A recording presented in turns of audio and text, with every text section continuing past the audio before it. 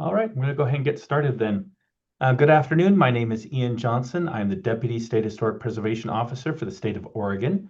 The State Historic Preservation Office, or SHPO, is part of the Heritage Section within the Oregon Parks and Recreation Department. The SHPO is responsible for the administration of federal and state programs that identify, recognize, and protect historic places. I'm joined this afternoon by Joy Sears, our Restoration Specialist, and Katie Gauthier, our Government Relations and Communications Manager. And the hour is going to be divided into two sessions. In the first, Joy will provide an informational overview of the proposed Oregon Administrative Rule for the Special Assessment Program, including a brief history of the program and a review of what provisions continue from the previous program and what provisions are now proposed. We're going to ask everyone to enter any questions you have for Joy in the chat, and we will answer them at the end of her presentation. For the second part of the hour, we will hold the public hearing. This is an opportunity for anyone who wishes to offer testimony. The public comment period will remain open through July 31st for anyone to submit written comments to the agency through our website. Following the close of the public comment period, staff will revise the rule and submit it for review and potential approval by the Oregon Parks and Recreation Commission at their September 2025 meeting. Katie will go ahead and explain the public comment process and project timeline in more detail later in this meeting. A reminder, this is a public meeting and it is being recorded. Joy, could you give your presentation now? Sure thing, Ian. So the special assessment property tax program for historic properties was the first in the nation and started in 1976. The current bill that was passed is House Bill 3190 that Governor Kotek signed into law on May 28th, 2025. The statute takes effect sine die, which is 90 days from end of session. So that makes it starting on September 27th, 2025. And all properties that are enrolled in the old versions of the special assessment program will remain in the program subject to the specific program's provisions until expiration or removal. Next slide, please. Thank you. So with the new version, we have some continuing provisions and we have some changes. For the continuing provisions in the new law, it remains a 10-year program. You still must meet the 10% spending threshold by year 5 of the 10-year program. It requires a preservation plan describing qualifying work. Must display a plaque provided by the SHPO. Requires owners to provide progress reports in the 3rd, 6th, and 9th years or until all projects in the preservation plan are completed. Must maintain homeowners insurance on the property. The governing body or landmark commission must allow SHPO 14 days to comment on design review cases for work that is part of the preservation plan. And the application cycle opens on November 1st, 2025. One thing I did not throw in there was that preservation plans are fluid. They can have amendments to them. They just have to be official. And we share this information with, they need to be approved by our office, and then we share that information with the county assessor's office. Next slide, please. So the changed provisions in the new law. Changes are that only income producing historic properties may apply. No owner-occupied residential properties will qualify. Properties can now apply for multiple and consecutive terms instead of being capped at 2 terms and final. The application fee is being increased to 1/3 of 1% of the real market value of the property. Categories of work that count towards the spending threshold emphasize exterior and structural improvements, particularly those visible from the public right-of-way. Those those projects may include ADA compliance, seismic upgrades, or energy conservation measures. The governing body or landmark commission must acknowledge SHPO comments in their decision to deny or approve work. The decision is invalid if the governing body does not provide the SHPO an opportunity to comment. The application cycle closes on March 1st. Next slide, please. Thank you. So as we are with the rulemaking process, today is the public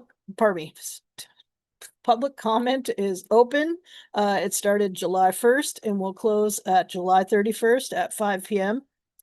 Staff at that time will review comments, propose changes, and to address concerns, and present this to the Parks Commission for review in September. They may adopt as proposed, make minor modifications, send it back for additional public comment, or table and not move forward with any changes. Are there any questions? Do we have anything in the chat? We do not currently have any questions in the chat. If you would like to ask a question, if you can, in the bottom, or typically it's the bottom, there's a Q&A feature. If you want to type in your questions into the Q&A feature, if there are any specific questions, we'll wait for a couple minutes for any questions.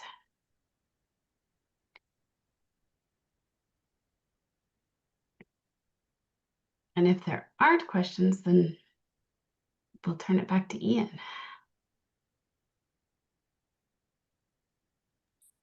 Okay, so not hearing any questions. I guess what we'll do now, Katie, is have you give the introduction for the public hearing process and walk through that, and then see if anyone would like to offer testimony this evening. So if you could do that, that'd be great. Thanks.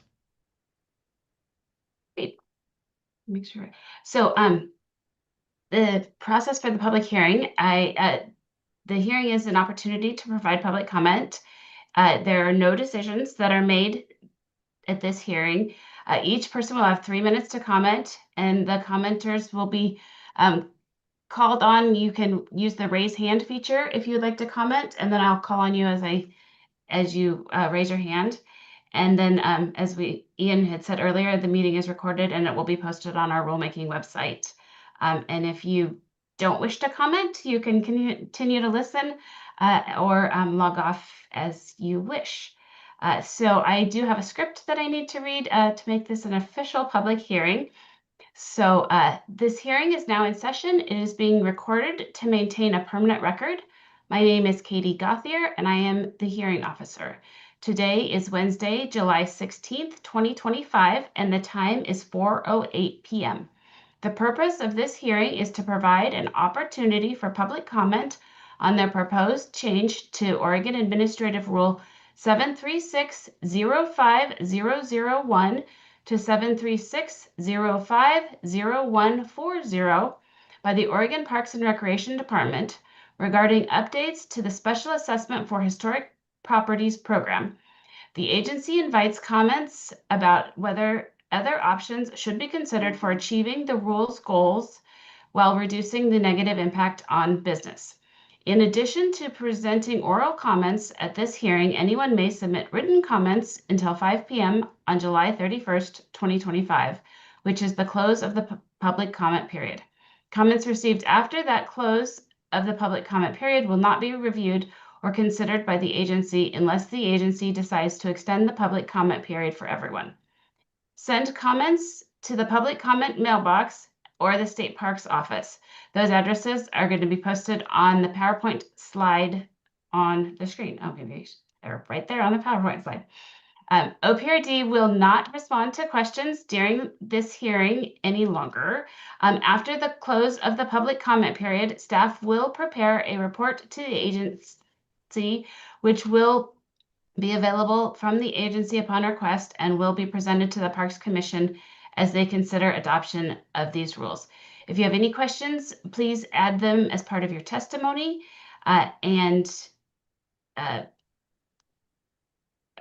To provide better context for comments, we may ask follow-up questions.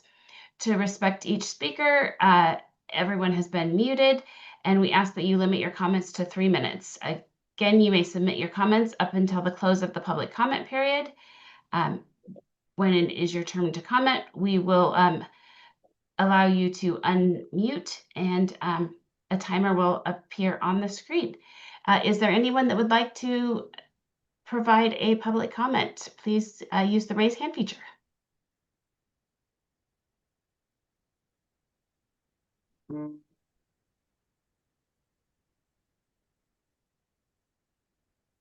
Brandon, hold on,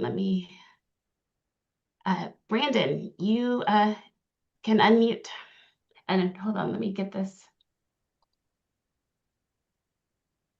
Go. Let me make sure. Okay, go ahead. Oh, sorry. Wait just a second. Your home is as unique as your style. So when we say any shape. Okay, now go ahead. Great. Good afternoon, Katie, Ian, and Joy. Brandon Spencer Hurdle, he, him pronouns, and I serve as the City of Portland, Oregon's Historic Resources Program Manager. The City of Portland will provide formal written comments on the proposed rule by the July 31st deadline, but I did want to give a brief overview of those comments and provide any opportunity for clarification that may be warranted today. In general, the city is supportive of the approach and the proposed rules, and we were the sort of chief supporter of HB 3190 when it was before the legislature this session. But we do have two areas of concern with the proposed rules that are related or intersecting, and primarily those concerns address the role of local governments in supporting the application of the newly revised special assessment program. Our first concern, and again, we'll articulate this in our written testimony, probably submitted later this week. Our first concern is regarding the definition of local government or the lack of definition of local government. The draft rule uses the phrase governing body or landmarks commission, which on review is unclear to City of Portland whether or not that language does include staff level reviews. And if not, what the term governing body is intended to mean. And so in our written comments, you'll see a request that the local government definition be articulated such that staff are empowered to participate in a way consistent with what's imagined for the local landmarks commission or the governing body, which we interpret to be the city council. Our second related concern is a little more tricky, and those concerns relate to subsection 0125, changes and alterations to historic properties approved for special assessment. Generally, we are concerned that the language as proposed is inconsistent or conflicting with local land use procedures adopted here in Portland and elsewhere in the state under statewide land use goal 5. Many of the properties that may enroll in special assessment in the future are not subject to alteration review, and the City of Portland and most other local governments don't extend land use reviews to the interior of structures. We'll articulate the concerns in the written testimony, but generally speaking, we are concerned that there's a gap in the application of land use regulations and the expectations under subsection 125 for local governments. So with that, I'll pause there, and again, we'll submit written testimony that further articulates those two concerns. Thank you. Great. Thank you very much, Brandon. Is there anyone else who would like to submit or like to comment?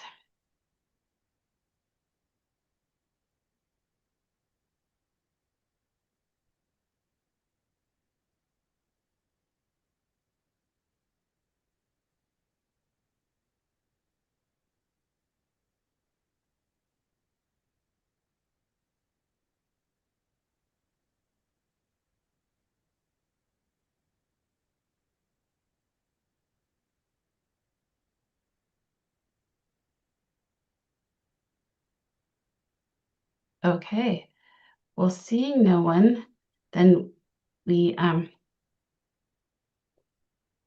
will go back to the we'll be back here to